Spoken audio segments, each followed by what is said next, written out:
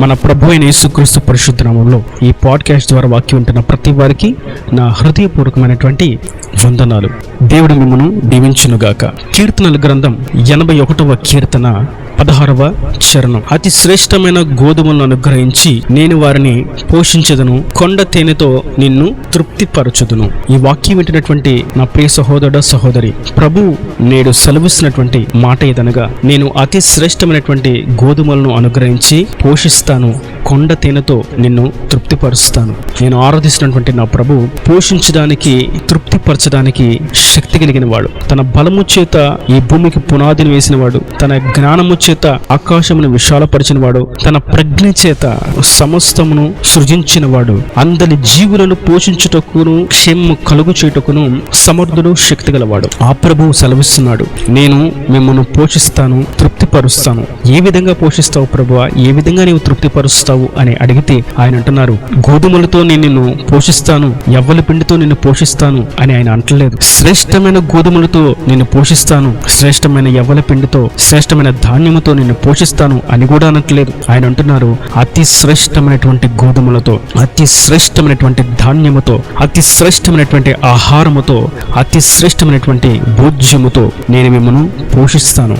ఇంకా ఆయన పోషించి తృప్తిపరుస్తాను అంటున్నాడు. తృప్తిపరుస్తాను అనగా కావలసినంత వరకు సమృద్ధిగా పొందుకోవడమే తృప్తిపరచబడడం. ఒక వ్యక్తికి బాగా దాహంగా ఉంది, ఒక గ్లాసుడు నీళ్లు ఇస్తే అతనికి దాహం తీరుద్ది అని అనుకుందాం. అతనికి ఆ గ్లాసులో సగానికంటే తక్కువగా నీళ్లు ఇచ్చినట్లయితే ఆ వ్యక్తి తృప్తిపరచబడడు. కారణం, అతనికి ఆ పాత్ర నిండా నీరు కావాలి, అప్పుడు మాత్రమే తన యొక్క దాహం తీర్చబడుతుంది. ఎప్పుడైతే మనిషికి కావాల్సిన సమృద్ధి కలుగుతుందో దాన్ని తృప్తి అంటారు. నేడు మనం చూస్తూ ఉంటే జనులకు తృప్తి లేదు, ఎందులో కూడా తృప్తి లేదు. కానీ ప్రభువు సెలవిస్తున్నాడు, నేను మిమ్మల్ని తృప్తిపరుస్తాను.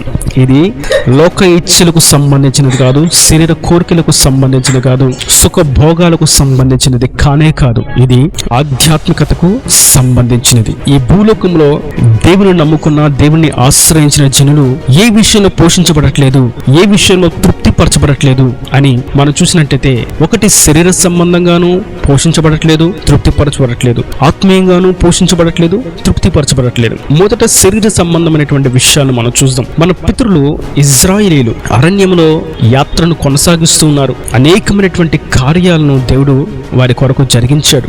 వారికి ఆకాశం నుండి మన్నాను కురిపించాడు, దాహానికి బండ నుండి నీళ్ళిచ్చారు, వారికి కావలసిన సమస్తమును అనుగ్రహిస్తూ ఉన్నాడు. వారు తృప్తిగా భోజనం చేస్తున్నారు, ప్రయాణాన్ని కొనసాగిస్తున్నారు. దేవుడు నడిపిస్తున్నటువంటి ఆ స్వతంత్ర దేశానికి, పాలు తేనెలు ప్రవహించు కనాను దేశానికి యాత్రను సాగిస్తున్నారు. అయితే ఈ సందర్భంలో వారికి ఒక కోరిక కలిగింది. వారికి మాంసాహారం తినాలని ఆశ కలిగింది. వారన్ని సంవత్సరాల ప్రయాణంలో వారికి మాంసాహారం తినలేదు అన్న లోటు వారికి తెలిసింది. మోషే దగ్గరికి వచ్చి, అయ్యా మాకు ఈ మన్నా మాత్రమే పెడుతున్నావు, ఎప్పుడు ఈ ఆకుకూరలే మాకు భోజనం అవుతుంది, మాకు మాంసాహారం తినాలనిపిస్తుంది అని మోషేని అడిగినప్పుడు మోషే దేవునికి ప్రార్థించాడు, ప్రభువా వీరికి మాంసాహారం తినాలనిపిస్తుంది ప్రభువా, నేనేమి చేయగలను అని అన్నప్పుడు ప్రభు అన్నాడు మోషేతో, నువ్వేం దిగులు పడకు మోషే, నేను నా ప్రజల కొరకు మాంసాహారాన్ని పంపిస్తాను, నేను పూరీలను పంపిస్తాను. వారికి చెప్పు, ఒక్క పూట వారికి మాంసాహారం కావాలని కోరుకున్నారు కదా,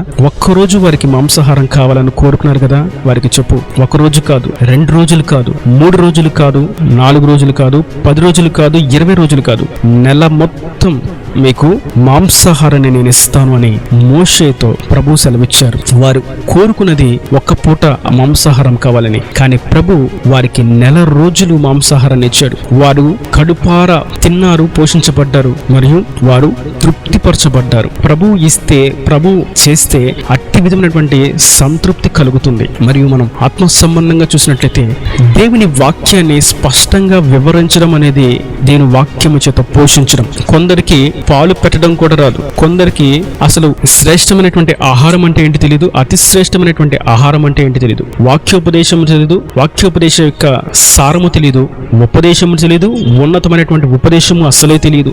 వీరు పోషించలేని వారుగా మిగిలిపోతారు. అయితే ప్రభు అంటున్నారు, ఇప్పటి వరకు సరైనటువంటి పోషణ లేని వారుగా, సరైనటువంటి ఆత్మీయ శక్తి లేని వారుగా, పాపాన్ని జయించలేని నిస్సత్తు కలిగిన వారుగా మిగిలిపోతున్నారు. నేను మిమ్మల్ని పోషిస్తాను, నా యుద్ధకు రండి, మనుషులకు విలువ ఇవ్వడం చేత, మనుషులను మీరు హెచ్చించడం చేత, మనుషులను ఘనపరచడం చేత, మనుషుల మీద మీరు ఆధారపడడం చేత మీకు ఏ కార్యము సఫలపరచబడదు.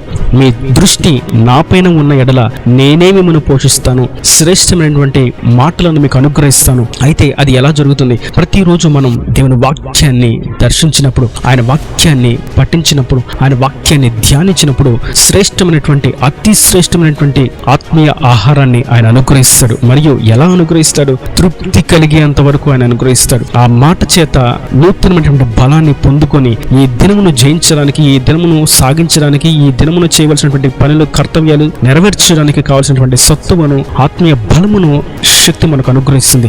ఆ పోషణ మనకు కలుగు చేస్తుంది. తృప్తిగా మనల్ని నడిపిస్తాడు. ఇది ఆత్మ సంబంధమైనటువంటి పోషణ మరియు తృప్తి. నేడు నా ప్రియ సహోదరులారా, మనం గమనించవలసింది, శరీర సంబంధంగా పోషించబడుతున్నామా, తృప్తిపరచబడుతున్నామా? మరియు ఆత్మ సంబంధంగా పోషించబడుతున్నామా, తృప్తిపరచబడుతున్నామా? శరీర సంబంధంగా పోషించబడక, ఆత్మ సంబంధంగా పోషించబడక ఏ మాత్రం ఎదగలేని వారుగా, కనీసం పాలను కూడా జీర్ణించుకోలేనటువంటి అనగారినటువంటి భక్తులు నిలిచి ఉన్నాం అన్నటువంటి విషయాన్ని మనం జ్ఞాపకం చేసుకోవాలి. నేనైతే ప్రభు సెలవిస్తున్నారు, నేను మిమ్మల్ని పోషిస్తాను. ఒకవేళ ఇప్పటి వరకు అటువంటి దుర్బలమైనటువంటి శరీర సంబంధమైనటువంటి మరియు ఆత్మ సంబంధమైనటువంటి స్థితిని కలిగి ఉన్నట్లయితే ప్రభు అంటున్నారు, నేను మిమ్మల్ని పోషిస్తాను. మీ కుటుంబంలో ఏది కొరతగా ఉంది? ధాన్యం లేదా, నీరు లేదా, ఆహారం లేదా, ఏది కొదువై ఉన్నది? వ్యాపారం లేదా, ఉద్యోగం లేదా, కుటుంబాన్ని పోషించలేకపోతున్నారా? పిల్లల చదువులైనా, ఆర్థిక ఇబ్బందులైనా, అప్పులైనా, బాధ్యతలు, భారాలు అని సరైనటువంటి పోషణ లేని వారుగా, బలహీనులుగా, బక్కచిక్కిన వారుగా ఉన్నారా? మీరు కలిగిన దాన్ని బట్టి తృప్తిపరచబడలేకపోతున్నారా? ప్రభు అంటున్నారు, నేను మిమ్మల్ని పోషిస్తాను. నా ఎద్దుకు రండి, మీ దృష్టి నా మీద ఉంచండి, నా వైపు మీ కన్నులు ఎత్తండి, నా మీద మీరు ఆధారపడండి, నేను మీకు పోషణ కలుగు చేస్తాను. అతి శ్రేష్టమైనటువంటి ఆహారాన్ని నేను మీకు అనుగ్రహిస్తాను, తృప్తిపరుస్తాను. మరియు ఆత్మ సంబంధంగా కూడా నేను స్పష్టంగా నా ఆత్మ చేత మీతో మాట్లాడతాను. నా స్వరాన్ని మీకు వినిపింప చేస్తాను, ప్రత్యక్షతను మీకు కలుగు చేస్తాను. నేను మాట్లాడితే ఏ విధంగా ధైర్యం కలుగుతుందో, ఏ విధంగా మీరు ఆత్మీయ ఆహారాన్ని పొందుకొని పోషించబడతారో నేను మీకు తెలియజేస్తాను, తృప్తిపరుస్తాను. దీని చేత, ఈ బలము చేత, ఈ శక్తి చేత మీరు ఈ ఆత్మీయతలో ముందుకు సాగగలరు.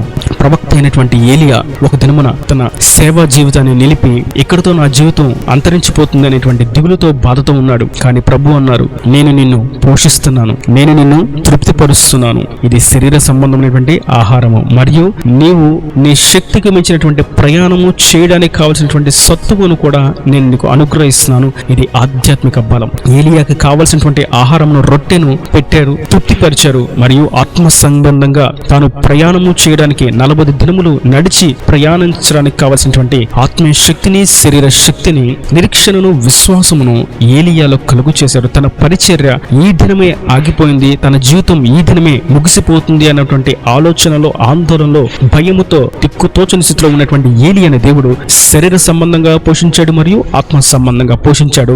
తన పరిచర్యను ప్రభావవంతంగా తరతరములకు జ్ఞాపకార్థంగా ఉన్నట్లుగా దేవుడు ఆశీర్వదించాడు. నేడు నిన్నును ఆ విధంగా ఆశీర్వదించడానికి దేవుడు శక్తిమంతుడుగా మీ ఎదుట నిలిచి ఉన్నాడు. మనము ఆయనకు సమర్పించుకుని నీడల ఆయనే మిమ్మల్ని పోషిస్తున్నాడు. ఆయన మీకు క్షేమాన్ని కలుగు చేస్తాడు. ఆయన మిమ్మల్ని తృప్తిపరుస్తాడు. సమస్త కొదులు, కొరతలు తీరుస్తాడు. ఆయన మహిమైశ్వరుని బట్టి సకలము సమృద్ధిగా ఆయన అనుగ్రహించి మిమ్మల్ని నిండాలుగా దీవించును గాక. ఈయన దేవుని మాటల ప్రతి వాని హృదయంలో నీరు కట్టి ఫలింపు చేయను గాక.